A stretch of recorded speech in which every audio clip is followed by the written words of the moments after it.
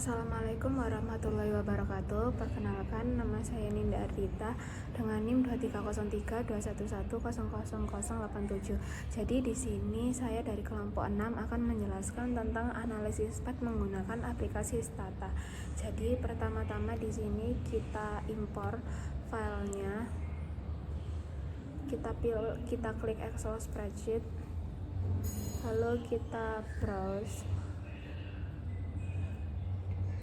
Kita masukkan data yang ini, data pad analysis yang akan kita analisis. Nah, lalu kita klik import first row as variable. Lalu kita klik OK. Nah, untuk yang pertama di sini kita klik sum. Kita klik sum lalu kita klik enter. Kemudian kita klik sum. Lalu spasi, kita masukkan edu. Lalu yang kedua yaitu exp dan org. Lalu kita klik enter. Lalu yang selanjutnya yaitu klik tab. Lalu spasi. Lalu kita masukkan edu. Lalu kita klik enter. Lalu yang selanjutnya kita klik tab, lalu kita masukkan edu, lalu kita masukkan org, lalu kita klik enter. Kemudian kita tulis path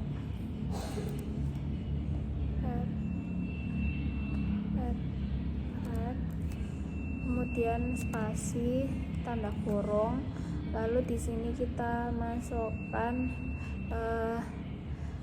Riska version, lalu spasi, lalu kita masukkan risk caption, kemudian kita masukkan awareness, lalu tanda kurung.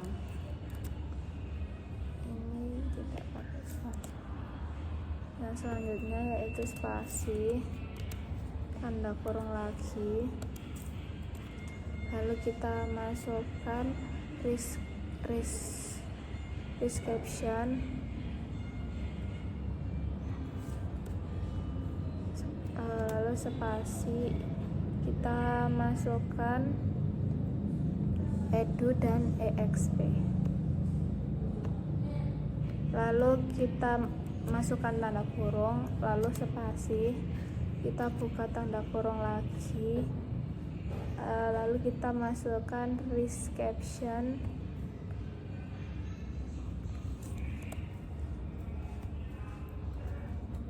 lalu spasi,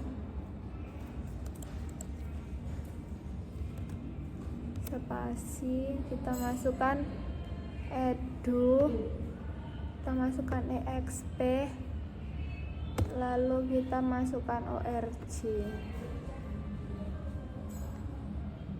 lalu kita masukkan info klimat, lalu tanda kurung, lalu lagi kita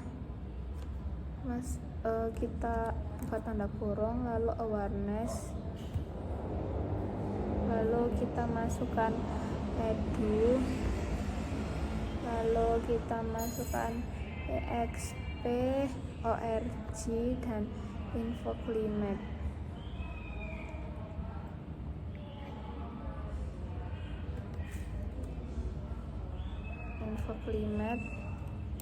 Lalu klik enter. Kemudian kita klik refresh. Kemudian kita spasi, masukkan Riska version, kita masukkan Riska version, risk caption, sama awareness. Lalu kita klik enter. Kemudian kita klik save, klik enter. Kemudian kita klik predict,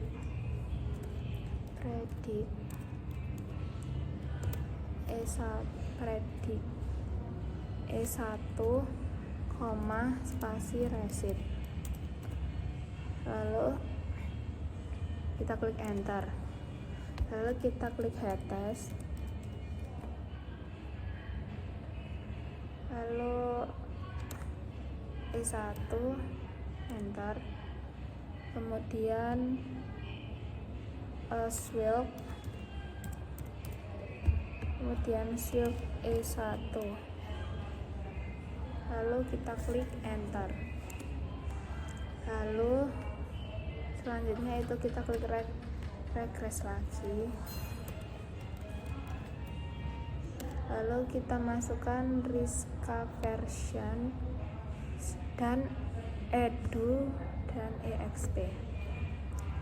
Lalu kita enter. Kemudian kita klik save lagi, enter. Kemudian kita klik predik 2 E2, receipt. Klik enter.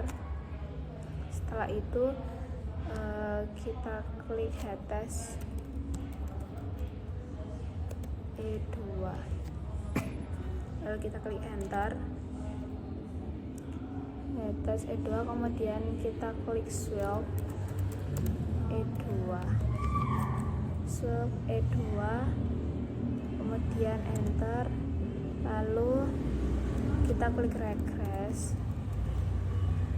Kita masukkan description, lalu edu, exp, org, kemudian info climate.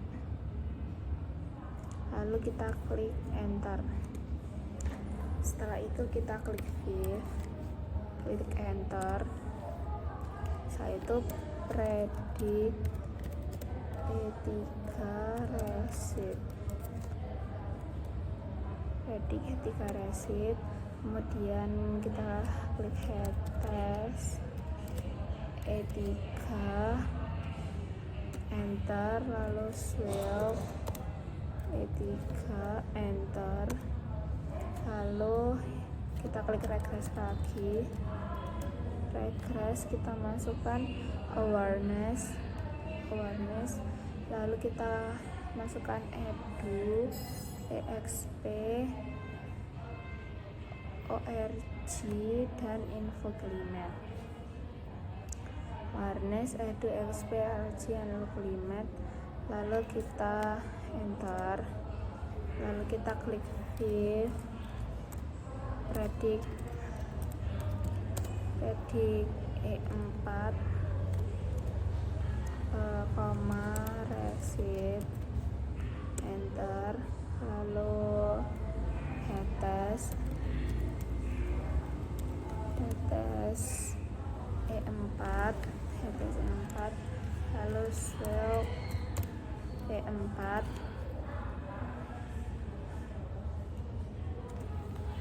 Nah, setelah itu akan muncul output seperti ini. Selanjutnya akan dibuatkan diagram statistik oleh teman saya.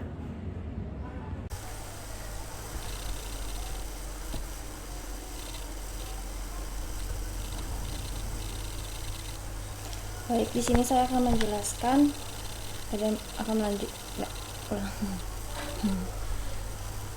Baik, di sini saya akan melanjutkan dari teman saya, itu menggambar analisis SPAT.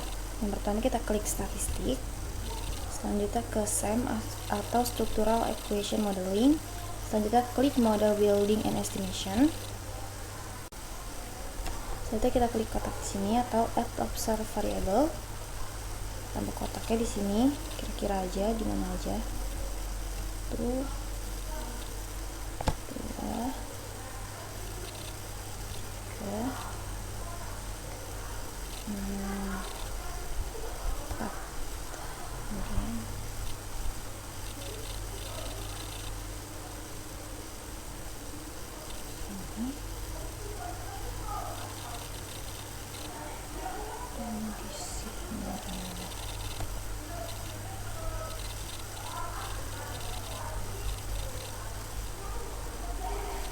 Selanjutnya kita netralin, kemudian kita beri tanda panah atau garis penghubung. Sini kita panah ke sini, kemudian dari sini kita panah ke sini, kemudian dari sini kita panah ke ujung sini. Bisa sambil dibenerin dengan ditarik seperti ini.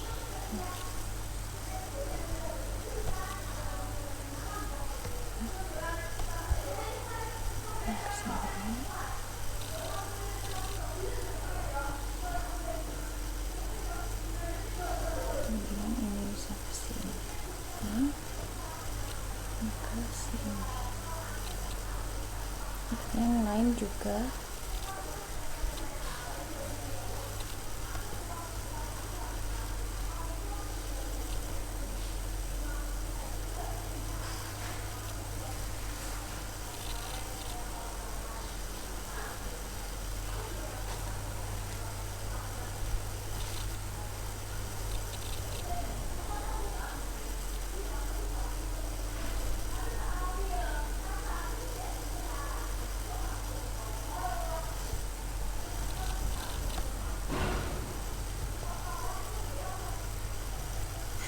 Dan selanjutnya pemberian nama.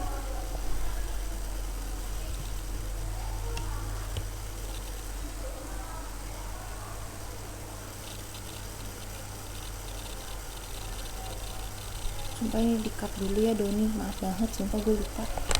Gimana lo cara ngasih nama?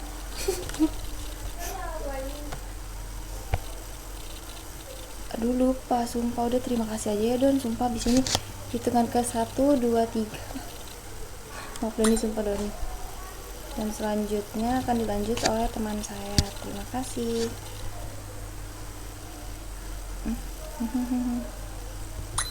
Anjir, gimana nih cara berhentiinnya?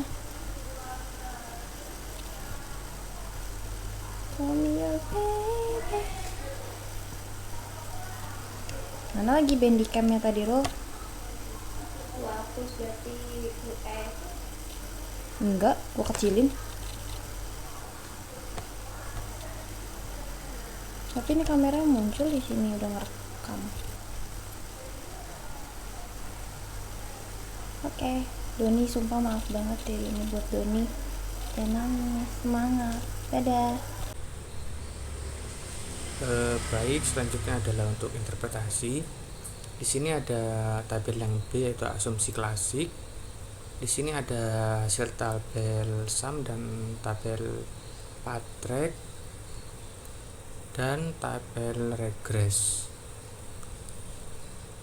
Nah, jadi untuk interpretasinya adalah berdasarkan tabel di atas atau nilai rata-rata FIV atau varian influence factor adalah sebesar 1,09. Berarti itu hal ini menunjukkan bahwa nilai rata-rata FIF berada di bawah angka 10 yang merupakan ambang batas mendeteksi adanya multikolionitas. Dengan demikian, model ini tidak menunjukkan indikasi adanya antar variabel bebas sehingga dapat disimpulkan bahwa model variabel tersebut tuh tidak lolos.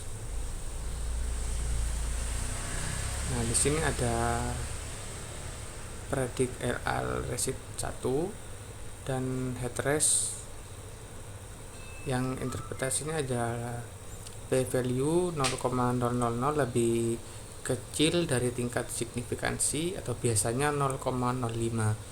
Maka di sini tuh nilai hipotesisnya atau hipotesisnya itu ditolak 0. Ini berarti terdapat bukti kuat untuk menolak asumsi varian residual konstan. Dengan kata lain, menunjukkan data tersebut ini lolos. Nah, ini adalah diagram FIF. Nah, di sini tuh dapat diinterpretasikan berdasarkan tabel di sini yang disajikan di atas dengan nilai rata-rata adalah 1,09. Batas untuk mendeteksi multikolinearitas dalam model regresi karena mean FIF diperoleh ini diperoleh lebih kecil dari 10, dan dapat disimpulkan bahwa model ini tidak menunjukkan adanya antar variabel independennya. Dengan demikian, model regresi ini dinyatakan atau bisa dikatakan lolos dari masalah multi di atas, yang berarti hubungan antar variabel bebas dan model masih dalam batas yang dapat diterima untuk analisis yang valid.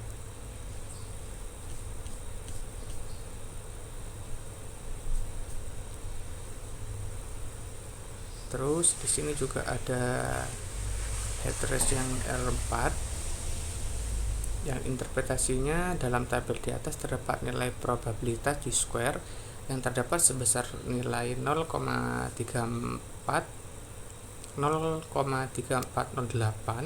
Nilai ini lebih kecil daripada 0,05 yang menunjukkan bahwa terdapat indikasi nilai tersebut dalam model yang sedang dianalisis. Berarti itu dengan kata lain model ini tidak memenuhi asumsi klasik yang diperlukan untuk analisis regresi yang baik, sehingga dapat disimpulkan bahwa analisis menunjukkan adanya masalah dalam stabilitas varian, yang berarti varian dari residual tidak konstan di seluruh tentang nilai predikator. Oleh karena itu model ini tuh dianggap tidak lolos. Mungkin cukup sekian interpretasi dari hasil data yang telah diperoleh dari PET jalur melalui Stata. Sekian dari saya, wabillahi taufiq wal hidayah. Wassalamualaikum warahmatullahi wabarakatuh.